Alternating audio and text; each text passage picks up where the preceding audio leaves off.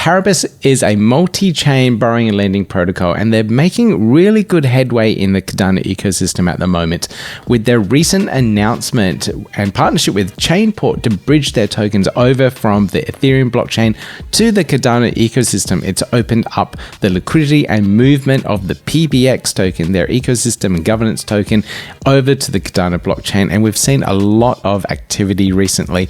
We've now seen farming rewards and liquidity move on to MuesliSwap. That was the first farm that they opened up, followed by Vi Finance and also on MinSwap as well.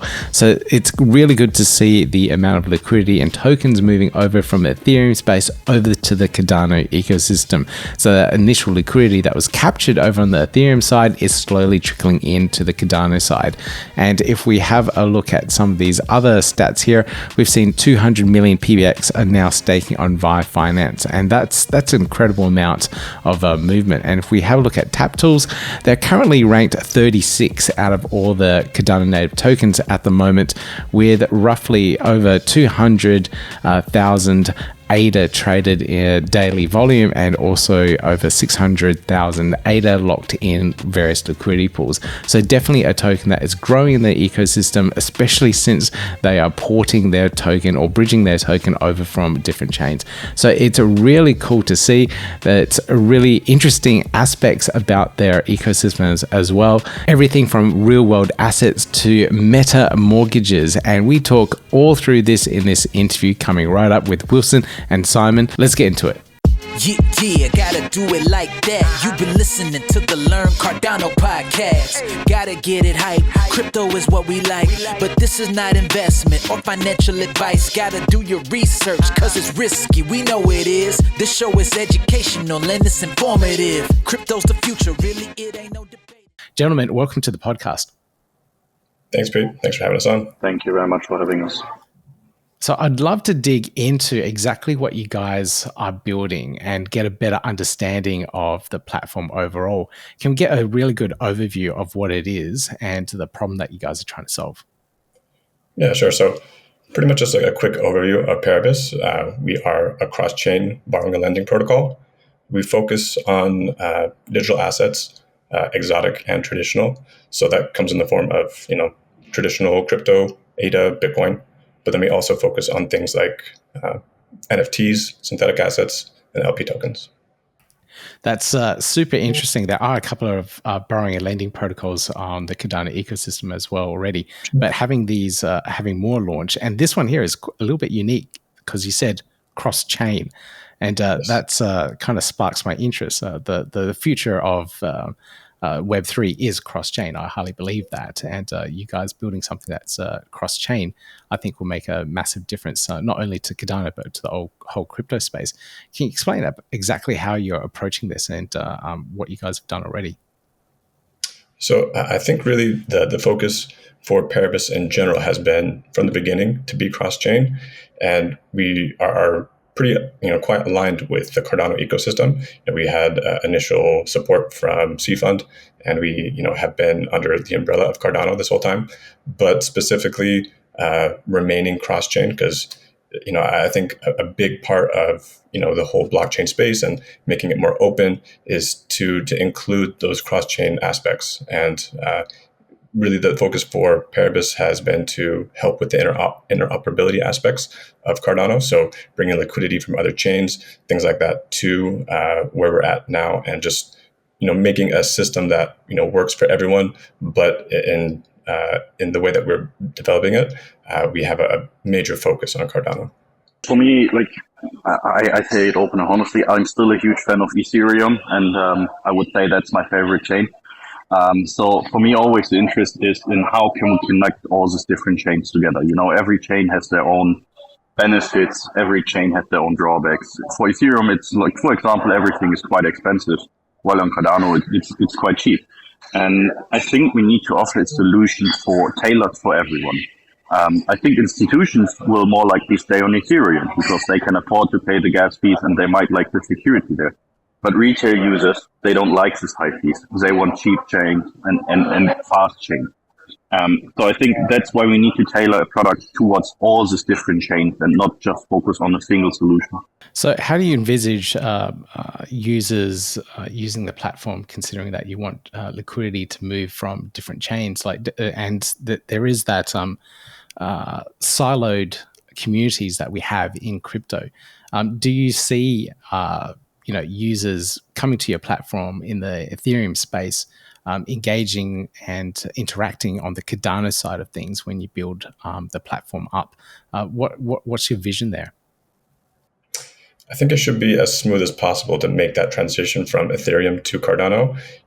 We're putting things in place such as bridges and having just the whole code base be interoperable in that way. So where people can, bring their liquidity from other chains and they interact with our platform. And pretty much we should have everything in place so they can it'll be an easier transition to be like, oh, why don't I just, transact on Cardano? It's cheaper. And there's, other benefits that would be included in that. And that's kind of the vision that we have right now. Yeah.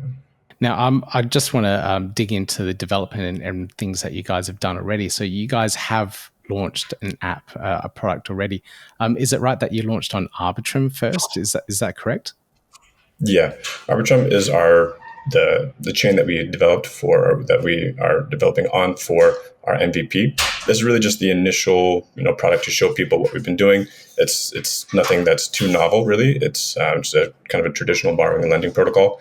But this is just the initial step to allow people to kind of see, that we have been putting in the groundwork. And then from there, that's when we're going to be doing the interesting things like the NFT lending. Is there much competition in regards to NFT lending on the Ethereum side? Because in the Cardano ecosystem, there's quite a few platforms that have launched over the last year. We have LendFi, which just launched recently. We have Fluid Tokens, which is causing quite a stir at the moment with all the developments, and also Lending Pond, which was, I think, the first one to launch with NFTs as collateral. So there's quite a lot of competition in the Cardano space. How does it look on the other chains? As you said, using Cardano, you have already quite a few projects doing it, and the same applies to Ethereum. At one point we saw saw Blur, for example, going really up. There are quite a few other projects as well doing this. So the competition is always there, but I think it's a good thing. We don't fear any competition. We rather incentivize competition. We like that because at the end of the day, we all want the best for the users or for the community. And the thing is with competition, due to competition, we have new ideas, new features that will be developed. And I think that's really what drives all this crypto space forward in general. Obviously, as project, you always want to make your revenue and whatsoever. But the whole idea of crypto was born out of competition, and we all want to work on something together. So I'm really in favor of competition, and I like it. That's why I'm really happy with that. There is so much competition already on Ethereum and on Cardano. Yeah, just to add to that real quick, I do believe that, we do have a novel, platform that will have interesting ways that haven't been really explored before. So the thing that really sets us apart from the things that have been already created is that we're doing non-peer-to-peer NFT collateralized loans, which essentially means that there's not open market of oh, hey, I have an NFT and I want to get a loan for it, so I just find another person. It's systematic. It's within the code where there's pools of liquidity available for people to borrow and lend against. And the NFTs are, the value for the actual NFT is done in a way where it's not as biased or not as kind of random as some of the other peer-to-peer platforms. We have systems in place and algorithms that leverage AI that will essentially give a lot more accurate valuations for NFTs. And in that way, people can get a better loan to value ratio. That's super interesting because I always find it hard how people speculate on NFTs, especially profile picture based NFTs. Yeah. It's is it really worth that much? Is the floor price really that much? Can you get your liquidity back if you give a loan to a particular project NFT? So it's always a little bit of a worry. Are you guys looking into real world assets? Because I just saw today another project sell a Ferrari F40 on Polygon, and they used the NFT to prove that ownership. I think that's a brilliant use case for NFTs, and to see high value NFTs get fractionalized like that. Are you guys doing anything like that? Yeah, absolutely. This is actually something that we've thought about for quite a while, and we know that the future of NFTs is going towards, RWA. That's has quite a bit larger market than just the traditional NFTs that we've seen, CryptoPunks and things like that. Simon in particular has quite a bit of experience in that space, so I want to have him kind of touch on that point too. Yeah, sure. What Wilson means with that, I'm working actually with a project since late 2017, early 2018 on tokenization of real estate. So I'm involved quite a lot in that space already. The project doesn't do it as NFTs right now. It's more like ERC20 tokens. So each property is tokenized as an own token. However, I think that doesn't change anything to our goal, because even that we will be able to support in the future. And that's something we are working towards, because I think all real world assets, they are much easier to value. Real estate, for example, you have thousands and thousands of Web2 data providers. So you just need to bring that data on chain, and it's quite easy to do. So from a valuation point, it's not that hard to value. And that's what it makes it easy to integrate into our product. The same goes with like a Rolex, like an NFT which has a Rolex behind it. It's quite easy to value this kind of things, while an NFT, which is just a CryptoPunk or whatsoever, I find that hard to value. So RWA is a big topic for us, and it's something we are super keen on integrating in the future. I'll be super excited to see real world assets incorporated onto your platform. And I even have clients trying to tap into the borrowing and lending protocols using real world assets. And I can really see them using your platform once you get that kind of thing integrated in to be able to support them in their industry. So I'm really interested to see if you guys can get that deployed and delivered sooner, which would be absolutely amazing, because then I can get these clients on board and use your platform. That'd be absolutely amazing. Now, in terms of development, you've got like an MVP working on the EVM side of things. So how does the roadmap look for development on the Cardano side and the Cardano side of the ecosystem? Yeah. So really, one of the big things that we are focusing on is the governance system. That's one of the things that will be coming out, pretty soon, probably within 2-ish, 3-ish months, something like that. And the whole voting system will be on Milkomeda, and that is one of the things that will help the Cardano community kind of just have a little bit more confidence and just understand that we are really focusing on Cardano. And this is something that we've been working on for quite a while. It's been within our plans to get everything integrated with Milkomeda as soon as possible. There are some technical just roadblocks essentially that have limited us from deploying immediately, and as soon as we get those things kind of just sorted out, then we'll be able to deploy on there, and that'll deepen our connection even more to Cardano. That kind of comes into play also with the latest announcement with you guys using ChainPort to port your token over from the ERC20 over to the Cardano ecosystem. Do you want to talk a little bit about that? We minted our token on Cardano native already quite some time ago. We always had the vision to open a bridge between the different chains relatively soon. However, the problem we were usually facing is that at that point, all bridges that operated between these different chains and supported Cardano always required them to have basically the ownership of the minting and burning. Which didn't work with our token, because we had a fixed supply token. All the supply was minted initially, and that's it, which at that time, none of the bridges supported. We always had envisioned to work with ChainPort, because their bridge is very easy to use for the users. It's quite fast.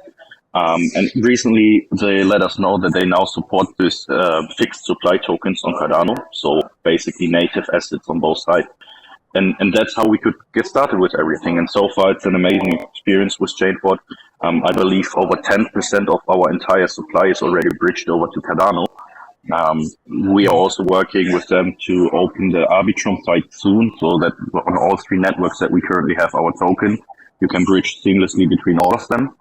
And then obviously in the future, when we are going to launch the governance on Milkomeda, we will also have that in the ChainPort bridge. So ChainPort will be the go-to bridge for everyone that wants to bridge between the different networks using the PBX token. Are there any concerns of using bridges? Because the Cardano ecosystem has been exposed to a couple of bridges. One, firstly, Nomad with their exploit on the EVM side. Unfortunately, MadUSD, TNC were affected on the Cardano ecosystem, and then Multichain on Milkomeda. Multichain had that their CEO was arrested or whatever the rumors are, and they stopped operation. So there's that sour taste of bridges from the Cardano side of things. I know they're required in the ecosystem to move assets around, but there is that stigma and fear of using bridges. How are you combating that kind of fear to allow users to have more confidence to move assets around, especially when some things on Milkomeda, some things on the Cardano side, and you still have a lot of assets on the EVM side? I would say something like, in general, bridges are always scary. We saw a lot of hacks, exploits, and whatsoever in the past. However, I would recommend everyone to read into ChainPort because they do things quite differently. They have definitely very interesting security concept, as that most of the funds that are actually locked in the bridge are in cold wallets. So they more have like an approach how an exchange would handle user funds, that not everything is in a hot wallet. So even if an exploit happens, maybe only 10% is in hot wallets that could actually be exploited. And they also partnered with some of the biggest custody providers in the industry. I believe it's Fireblocks. So I just suggest everyone that fears that the bridge could be exploited, take a look at ChainPort documentation, read how they collect user assets and their security. I think it's definitely something you can learn from. Okay, I'll grab the links for that and I'll put it in the show notes so everyone can educate themselves a little bit more about ChainPort and how they approach the security side of things. Now, with the development on the Cardano ecosystem, do you have to write any smart contracts or anything on this side, or is your platform going to integrate in a different way through Milkomeda or something? What's your goals and ideas around that side of things? So basically, I would say both. We developed our product so far in the NFT side of things for a Solidity-based blockchain, or EVM-based blockchains, but say, which will allow us to quite easily deploy it on Milkomeda. The thing that is holding us back right now is we thought that with the oracles we integrated so far, which is Chainlink and API-free, we would be ready to go and launch there. However, right now we are in the process of integrating the custom oracle that Milkomeda is providing. And once that is sorted out, we should be able to deploy our product as it is so far on Milkomeda. To add to that, the NFT side of things is actually right now undergoing an audit. So we expect to hear back from that soon. And to answer your Cardano native side, we are actually in talk and communication with one of the biggest companies in the Cardano space that's doing development work for quite a lot of projects. We got referred to them directly from Jack, which is our advisor and part of IOG. And they are developing for us a Cardano native solution as well, which will be directly deployed on the Cardano blockchain and not on the Milkomeda. Gotcha. I could speculate who that is. There's probably one major company that's building almost everything on the Cardano side of things. So it's good to know that you're in good hands, assuming it's who I think it is. More than likely. Yeah, more than likely. There isn't too much in regards options for developers on the Cardano ecosystem. So in terms of timeline, when should we start to see more activity, or would we see Cardano users being able to use your platform natively, or even on the Milkomeda side of things? It sounds like it's very soon, but when should we be able to expect to jump on and start borrowing and lending on your platform? That's a good question, actually, because I can't give you like 100% timeline, because we need to integrate the Oracle first, and after that I will be able to give a better, I would say better estimate on it. However, I would say within the next 2 or 3 months, we should see the first products rolling out on Milkomeda, which would be either the MVP with possibly the NFT module already, depending on how the audit goes, which we are currently doing, or already the governance. But don't quote me on that, but the timelines we are looking right now are like the next 2 or 3 months. We should be able to deploy our first product set on Milkomeda. It's good to see more activity on the Milkomeda side of things as well. I feel like there was that big surge of dApps that were building on Milkomeda chain in the early days, but then it kind of stopped after a while. And having more big dApps like you guys come on board, I think will lift up the chain a little bit more and bring a little bit more attention to it as well. So it's really good to see that you guys are building on that side of things. Are you also looking into wrapped smart contracts from Milkomeda as well to allow for native Cardano wallets to interact with your platform? That's definitely something we are also looking at, and that's also one of the reasons why we decided early on to go with Milkomeda. We are always in a very good connection with Nico from Milkomeda, so he is keeping us up with the latest information around all of that. And we are now waiting for Milkomeda version 2, where all of this features should be available, from my understanding. Now, is there anything else that you guys like to share with the community in regards to what you're up to? So I would say one of the things that we've kind of just been slowly hinting at is our NFT collection that we have a plan to release that should be coming out probably around the same time as when NFTs and governance comes out. So be looking for that in about 3-ish months. And some of the things we already talked about, like the real world assets, that's something that wasn't in the initial scope of Paribus, but that is something we're focusing more and more on. We have a busy rest of the year to complete the roadmap, but I do believe we're on track to have everything done. Some of the other interesting things that we have coming up will be in regards to like meta mortgages and kind of our entry into metaverse, and we'll have some cool announcements with some major metaverse that are specific to Cardano, and we will be releasing our headquarters. And I believe we've talked about this a little bit, but we're going to be in Pavia for our headquarters for the Paribus. And this is going to be just the initial entry point, and we'll expand from there. That sounds interesting. Meta mortgages. That's one of those really cool concepts that is floating around at the moment. So, and when you say you're going to be in Pavia, does that mean like users can go into the Pavia metaverse and interact with your platform via it? That's the plan in the long run.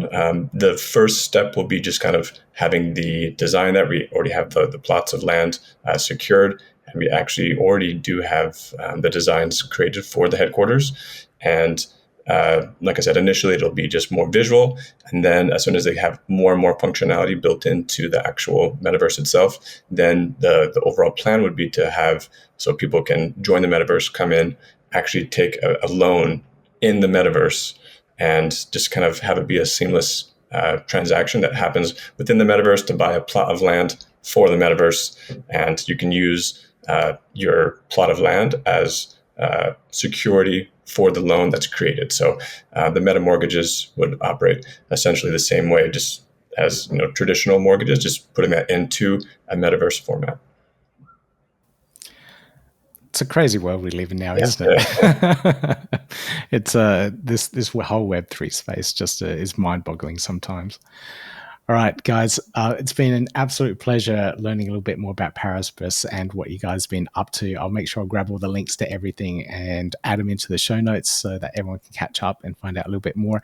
What's the best place to catch up and join your communities? We're active on pretty much all social medias. I would say Twitter, Telegram are our biggest ones. Discord is becoming quite a bit more active as well.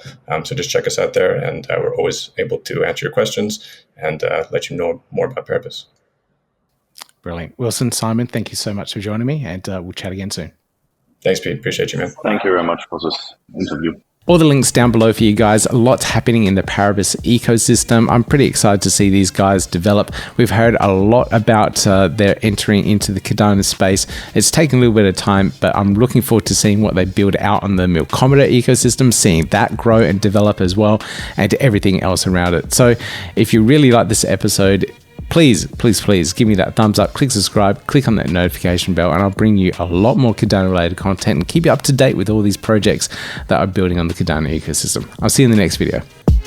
Yeah, gotta do it like that. You've been listening to the Learn Cardano podcast. Gotta get it hype. Crypto is what we like, but this is not investment or financial advice. Gotta do your research, cause it's risky. We know it is. This show is educational and it's informative. Crypto's the future, really, it ain't no debate.